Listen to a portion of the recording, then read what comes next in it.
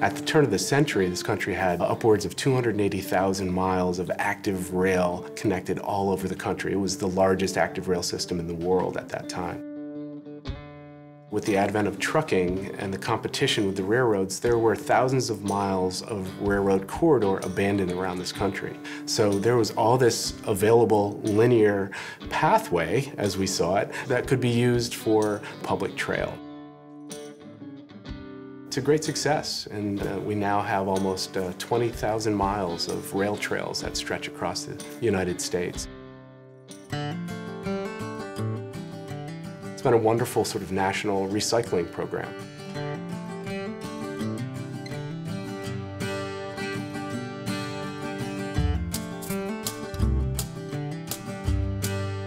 As the hillside was planted, we wanted it to be an edible hillside.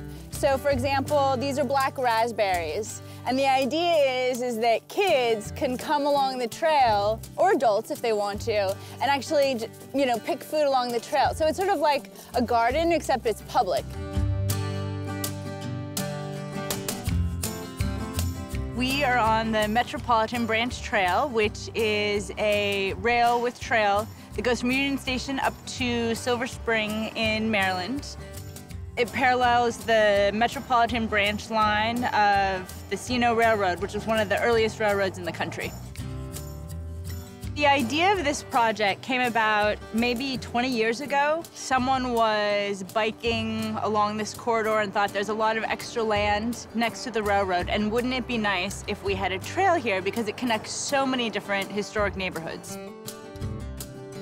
It was very complicated because the land isn't owned by the city. And so piece by piece, you have to work with different property owners to put all the pieces together.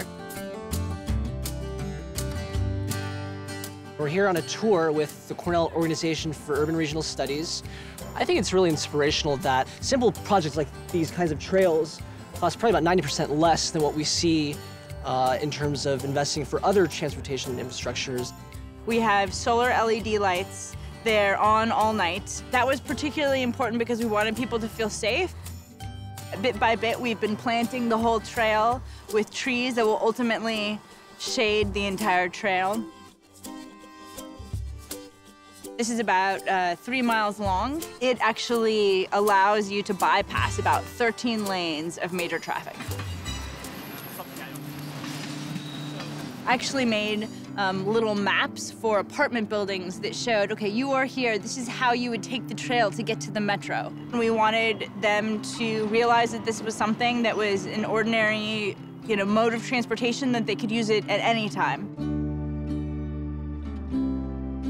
It's really well maintained. I would ride this trail. I'm a bike rider as well, so it's really fun. I love the views of the Capitol, how you're going straight into the city, and they just blocked off this small corridor for us to enjoy.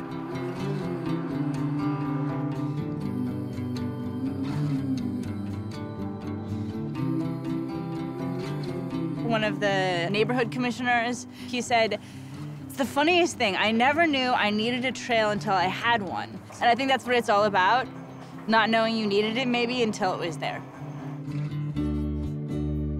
Human beings need connection, and this is a way to reconnect them in a healthy way.